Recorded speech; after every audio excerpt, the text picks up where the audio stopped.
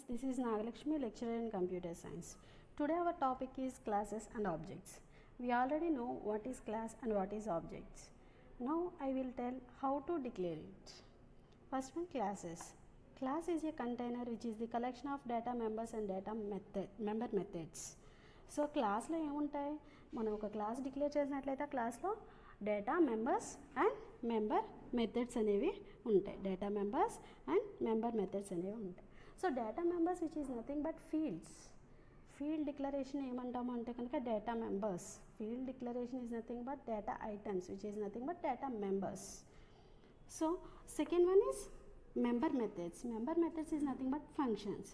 So మనం ఎలా declare చేసామనేది syntax చూద్దాం. చూడండి, క్లాస్ నేమ్. ఇక్కడ నేను మళ్ళీ ఏమైనా ఉంది, ఎక్స్టెన్స్ సూపర్ క్లాస్ నేమ్ అని చెప్పి రాసాను. బట్ ఇక్కడ నేను స్క్వేర్ బ్రాకెట్స్ పెట్టాను. ఈ కాన్సెప్ట్ ఎప్పుడు వస్తుంది అంటే కనుక మనకి ఇన్హెరిటెన్స్ అనే కాన్సెప్ట్ వచ్చినప్పుడు వస్తుంది. దీని గురించి ప్రజెంట్ మనం ఏమి సఫర్ అవనవసరం లేదు, దాన్ని వదిలేయండి.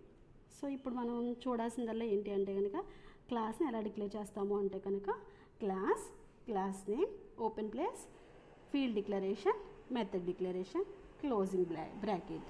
సో మనం చెప్పాం కదా ఆల్రెడీ, ఏమని చెప్పాం, class is a container which is the combination of field declaration and method declaration. So మనం ఫీల్డ్ డిక్లరేషన్, మెథడ్ డిక్లరేషన్ ఎక్కడ డిక్లేర్ చేస్తాము అంటే with in the class.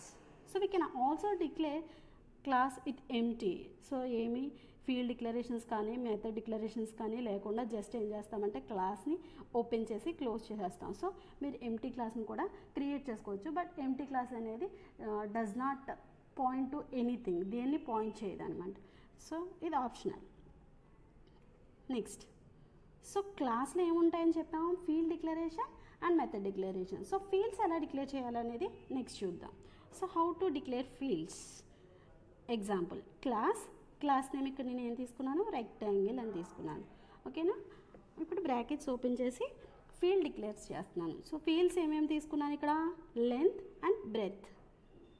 So ఇక్కడ స్పెల్లింగ్ మిస్టేక్ పడింది, VREEDTH, అది మీరు మోడిఫై చేసుకోండమ్మా. సో ఇక్కడ ఏమని చెప్తున్నాం, 2 వేరియబుల్స్ తీసుకున్నాను. ఏంటది, ఇంట్ లెంత్, ఇంట్ బ్రెత్. సో దీన్నే ఏమంటామంటే కనుక ఫీల్డ్ డిక్లరేషన్ అని చెప్తాం. ఏమని చెప్తాం, ఫీల్డ్ డిక్లరేషన్ అని చెప్తాం అనమాట. So here length, breadth both are instance variables అని చెప్తాం. ఇన్స్టెన్స్ వేరియబుల్స్ అంటే ఏంటో తెలియాలి అంటే ఫస్ట్ మనం స్కోప్ ఆఫ్ వేరియబుల్స్ గురించి మాట్లాడుకోవాలి. సో మనకు ఆల్రెడీ సిలో నేర్చుకున్నాం. What is scope of variables? Scope of variables means visibility of variables, that means accessibility of variables. So variables ఎక్కడ వరకు యాక్సెసిబిలిటీ అవుతాయి అనేది చెప్పడాన్ని ఏమంటున్నాం, స్కోప్ ఆఫ్ వేరియబుల్స్. సో దాని స్కోప్ని చెప్పడాన్ని ఏమంటున్నాము, స్కోప్ ఆఫ్ వేరియబుల్స్ అంటే. There are 3 types of scope of variables. One is instance variables, second one is class variables, third one is local variables. First one local variables గురించి చూద్దాం. Local variables అంటే already సిలో ఏదైతే నేర్చుకున్నారో ఇక్కడ కూడా local variables అంటే అదే ఉంటుంది. ఏంటి అంటే కనుక లోకల్ వేరియబుల్స్ అంటే వేరియబుల్స్ని ఎక్కడ డిక్లేర్ చేస్తాం, విత్ ఇన్ ది మెథడ్ కనుక డిక్లేర్ చేస్తే దాన్ని ఏమంటాం, local variables. The variables which are declared within the method are called local variables. Second one that are accessible, local variables అనేవి ఎక్కడ వరకు యాక్సెసిబిలిటీ అవుతాయి, విత్ ఇన్ ది మెథడ్ మాత్రమే accessibility అవుతాయి. దాన్ని ఏమంటామంటే local variables. Next one actual అంటే global variables అంటాం. ఇక్కడ గ్లోబల్ అనుకున్న ఇన్స్టెన్స్ అండ్ క్లాస్ వేరియబుల్స్ అని చెప్తున్నాం. బోత్ ఆర్ ట్రీటెడ్ యాజ్ గ్లోబల్గానే వర్క్ చేస్తాయి రెండు కూడా. బట్ రెండు ఎక్కడ డిక్లేర్ చేస్తాము అంటే కనుక instance and class variables both are declared inside the class. So ఇలా అనమాట, మనం ఎక్కడ డిక్లేర్ చేసాం, ఇన్సైడ్ ది క్లాస్లో డిక్లేర్ చేస్తే దాన్ని ఏమంటామంటే instance variables or class variables అంటాం. బట్ ఇక్కడ మనం ఏమంటున్నాం, వీటిని ఇన్స్టెన్స్ వేరియబుల్ అని చెప్తున్నాం. ఏమని చెప్తున్నాం, వీటిని ఇన్స్టెన్స్ వేరియబుల్స్ అని చెప్తున్నాం. వేటిని ఇన్స్టెన్స్ వేరియబుల్స్, వేటిని క్లాస్ వేరియబుల్స్ అంటాము అంటే కనుక క్లాస్ వేరియబుల్స్ని డిక్లేర్ చేసినప్పుడు వేరియబుల్ డిక్లేర్ చేయడానికి డేటా టైప్ కన్నా ముందు ఏం చెప్తాము అంటే కనుక స్టాటిక్ అనే కీవర్డ్ యూస్ చేస్తే దాన్ని ఏమంటామంటే క్లాస్ వేరియబుల్స్ అంటాం. ఎటువంటి కీవర్డ్ మనం ఇలా డేటా టైప్కి ముందు ఎటువంటి కీవర్డ్ యూస్ చేయకపోతే దాన్ని ఏమంటామంటే ఇన్స్టెన్స్ వేరియబుల్స్ అంటాం. రెండింటికి వేరియేషన్ ఏంటి అంటే కనుక, సో మనం వన్స్ క్లాస్ క్రియేట్ చేసినట్లయితే మనం ఎనీ నెంబర్ ఆఫ్ ఆబ్జెక్ట్స్ని క్రియేట్ చేయొచ్చు కదా. సో ఇక్కడ ఇన్స్టెన్స్ వేరియబుల్స్లో ఏమవుతుంది అంటే కనుక మనం ఎన్ని ఆబ్జెక్ట్స్ క్రియేట్ చేస్తే అన్నిటికీ ఓన్ మెమరీ లొకేషన్ అనేది క్రియేట్ అవుతుంది. అదే స్టాటిక్ వేరియబుల్స్ తీసుకున్నట్లయితే, దట్ మీన్స్ క్లాస్ వేరియబుల్స్ తీసుకున్నట్లయితే all objects can share the common మెమరీని షేర్ చేసుకోగలుగుతాను. అది వేరియేషన్ ఇన్స్టెన్స్ వేరియబుల్స్కి లోకల్ వేరియబుల్స్కి. సో ఇక్కడ నేను స్టాటిక్ అనే కీవర్డ్ యూజ్ చేయలేదు కాబట్టి these are instance variables. So మనం ఇన్ని ఆబ్జెక్ట్స్ క్రియేట్ చేస్తే అన్ని ఓన్ మెమరీ లొకేషన్స్ అనేవి క్రియేట్ అవుతాయి ఇక్కడ. ఓకేనా? సో ఇప్పుడు మనం ఇక్కడ ఇంట్ లెంత్ అనేది ఒక లైన్లో, ఇంట్ బ్రెత్ అనేది ఒక లైన్లో మనం క్రియేట్ చేసుకున్నాం. సో వీటిని సేమ్ లైన్లో కూడా డిక్లేర్ చేసుకోవచ్చు. ఇంట్ లెంత్ కామా బ్రెత్ అని ఇలా మనం సింగిల్ లైన్లో కూడా డిక్లేర్ చేసుకోవచ్చు. సో ఇది ఫీల్డ్ డిక్లరేషన్ గురించి. Next one method declaration. So మీరు ఆల్రెడీ సిలో చూసినట్టుగానే ఇక్కడ మెథడ్ డిక్లరేషన్ సేమ్ ఒకలాగే ఉంటుంది. Method declaration is nothing but member methods అన్నాం కదా, సో ఫంక్షన్స్ అన్న ఒకటే. సో సింటాక్స్ చూద్దాం. Return type, method name, parameter list, open bracket closing bracket మధ్యలో body of the method. So ఇక్కడ మెథడ్ డిక్లరేషన్ అనేది 4 పార్ట్స్ కంటైన్ అయ్యింది. First one return type. First one ఏంటి? Return type. So return type అనేది ఏం mention చేస్తుంది అంటే కనుక the method should return what type of value, ఏ టైప్ ఆఫ్ వాల్యూని రిటర్న్ చేస్తుంది అనేది ఇక్కడ మనకి రిటర్న్ టైప్ అనేది స్పెసిఫై చేస్తుంది. The method what type it should return, ఏ టైప్ని ఇది రిటర్న్ చేస్తుంది అనేది చెప్తుంది. Next method name. Method name అనేది ఏంటి? User defined name of the మెథడ్ని డినోట్ చేస్తుంది. మనకు నచ్చిన నేమ్ ఏదైనా ఇచ్చుకోవచ్చు. సో యూజర్ డిఫైన్డ్ అనమాట ఈ నేమ్ అనేది. Next parameter list. సో బ్రాకెట్లో ఏం చేస్తాం? పారామీటర్స్ని పాస్ చేసుకుంటాం. సో పారామీటర్స్ అనేవి ఎనీ నెంబర్ ఆఫ్ పారామీటర్స్ ఉండొచ్చు. ఎంటీ, అసలు నో పారామీటర్స్ ఏమీ డిక్లేర్ చేయకపోయినా పర్వాలేదు. సేమ్ టైప్ డిక్లేర్ చేయొచ్చు, డిఫరెంట్ టైప్స్ డిక్లేర్ చేయొచ్చు. నెక్స్ట్ ఫోర్త్ పార్ట్ ఇస్తే body, method body. So method body దేని డినోట్ చేస్తుంది అంటే కనుక what operations the method should perform. So ఇది బిహేవియర్ని డినోట్ చేస్తుంది అనమాట. ఫీల్డ్స్ అనేవి స్టేట్ని డినోట్ చేస్తే, బిహేవియర్ని డినోట్ చేసేది ఏంటి అంటే కనుక మెథడ్ అనేది ఏం చెప్తుంది అంటే కనుక బిహేవియర్ని చెప్తుంది అనమాట. ఓకేనా? సో ఆ డేటా మీద ఎటువంటి బిహేవియర్ ఉండాలి, ఎటువంటి ఆపరేషన్స్ పర్ఫామ్ చేయాలి, అదే మెథడ్ అనమాట. సో ఇవి మొత్తం మెథడ్ డిక్లరేషన్లో ఉన్న పార్ట్స్. Next objects. సో దీంతో మనకి క్లాసెస్ కంప్లీట్ అయింది. Next objects. సో క్లాసెస్ అనేటప్పటికి ఏమని చెప్తాం? Classes are new data types logical entities అని చెప్తాం. సో క్లాస్ అనేది ఒక data type. So we can create a class, then we can create any number of objects to that type. Second one objects. So objects అనేటప్పటికి ఏం చెప్తున్నాం? ఎక్కడి నుంచి objects వస్తున్నాయి? క్లాసెస్ నుంచి. సో క్లాసెస్ నుంచి వస్తున్నాయి కాబట్టి ఆబ్జెక్ట్స్ని ఏమంటే objects are instance of classes. So main purpose ఏంటి అంటే కనుక ఆబ్జెక్ట్కి to access the properties of క్లాస్లో ఉన్న ప్రాపర్టీస్ని నేను అవుట్ సైడ్ యాక్సెస్ చేసుకోవాలి అంటే త్రూ ది ఆబ్జెక్ట్ ద్వారా యాక్సెస్ చేసుకుంటాను అనమాట.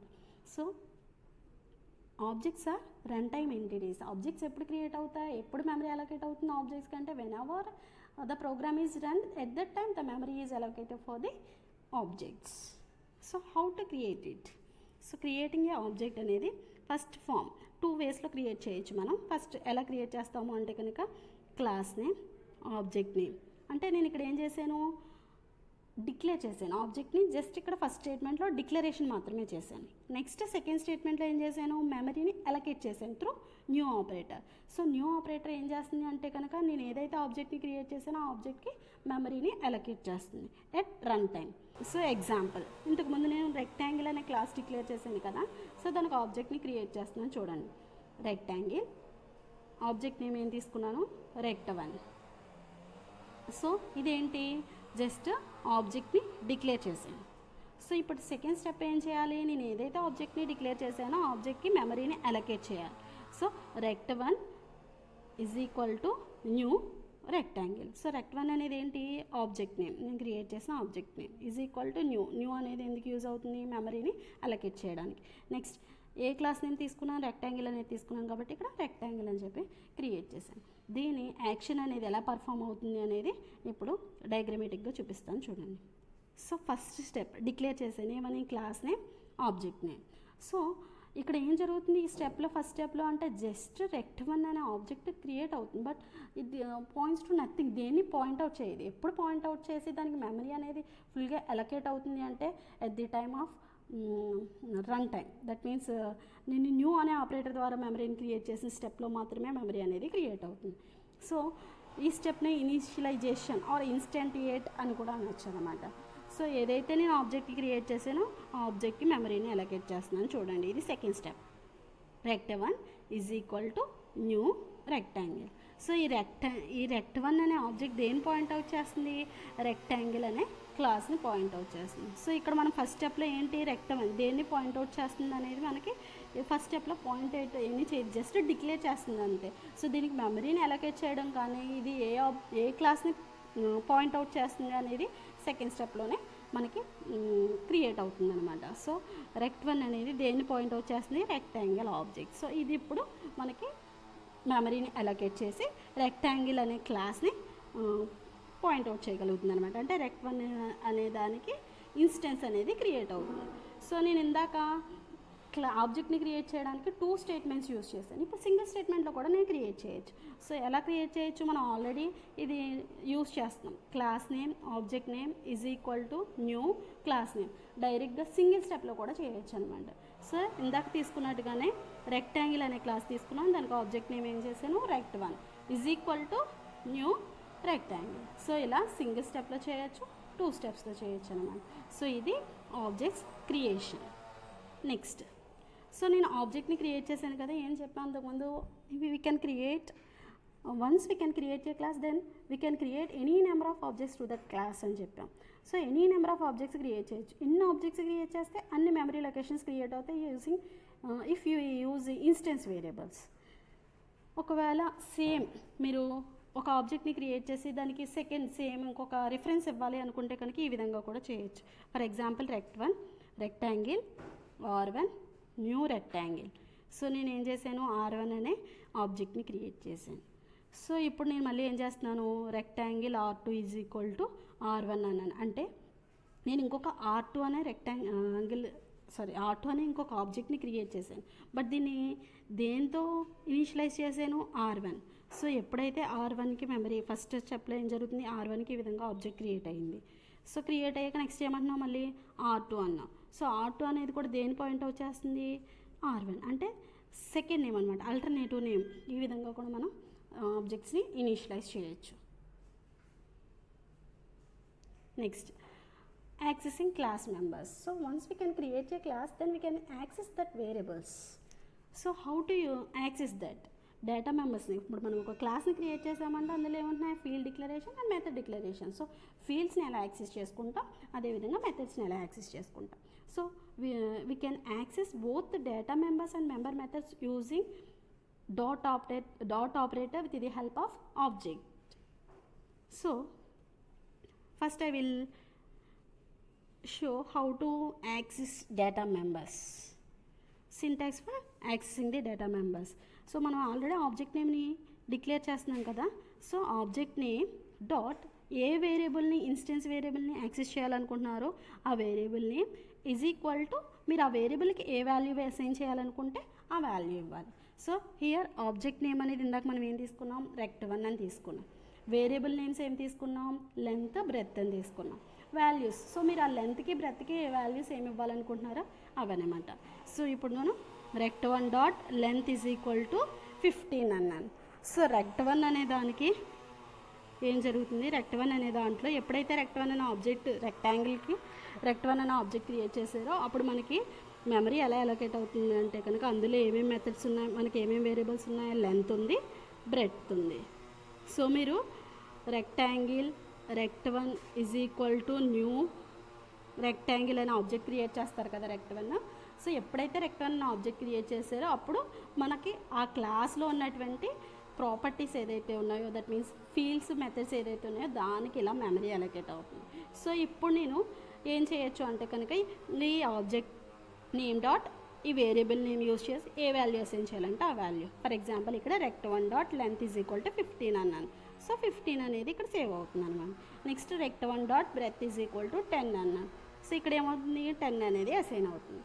నెక్స్ట్ మళ్ళీ rect2, ఇందాక rect1ని క్రియేట్ చేసాం కదా, చూసాం. సేమ్ అలాగే మనం ఏం చెప్తున్నాం? Any number of objects create చేస్తున్నాం కాబట్టి నెక్స్ట్ నేను ఇంకొకటి rect2 అనే ఆబ్జెక్ట్ని క్రియేట్ చేసుకుంటున్నాను.